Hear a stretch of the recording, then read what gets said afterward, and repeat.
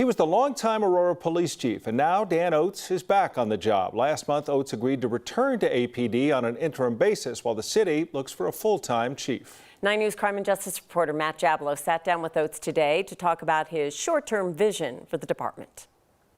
It's exciting. It's fun. I have wonderful memories here. It's like deja vu all over again, to borrow from Yogi Berra, a legendary player on Dan Oates' favorite baseball team. Yankees or Mets? Yankees. Thank you, Mr. Manager. 8 years after Chief Dan Oates left the Aurora Police Department, he's back with the same title, in the same office, and wearing the same uniform. A little older and grayer, the guy who's in it. But all is not the same at Aurora Police. Oates is well aware that much has changed at APD since he left in 2014. Over the past few years, the department's reputation has suffered significantly as a result of several high-profile cases of alleged police misconduct, most notably the death of Elijah McClain in 2019. Just an awful, awful, awful tragedy. And I can't imagine losing a child like that. You know, this organization needs to do everything it can to avoid that ever happening again. The tumultuous and very public firing of Chief Vanessa Wilson only added to the recent turmoil at APD. Any departure of any police chief under less than ideal circumstances creates a trauma within the organization. Oates said steadying the ship and improving morale at the department is one of his top priorities, as well as reducing crime and strengthening the relationship with the community. This is a great department with great cops.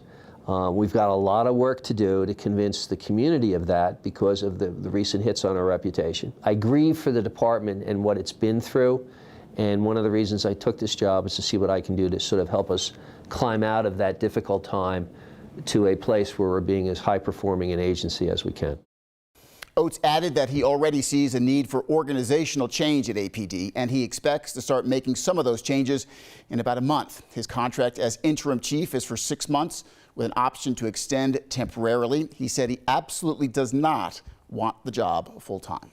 He is trying to get a very turbulent, a boat in turbulent water to some calmer waters. It's going to take more than 6 months. It certainly will, and he's got his work cut out for him, but you guys know better than I do. He was here at a time when I wasn't, but everybody says he is perhaps the perfect man for the job at this time in APD's history. Under these circumstances, yeah. There's probably been so many people that he does know still, but there's been a lot of change and a lot of people that have left policing as well. That's what he said, you know, for the first few weeks or so, it's going to be a listening tour, the Dan Oates listening tour to officers and community members. He has to figure out what he has and what he needs. Yeah. Okay. Steady hand. We'll see how well he can hold this department together. A lot of people are pulling for him. All right, Matt, thanks.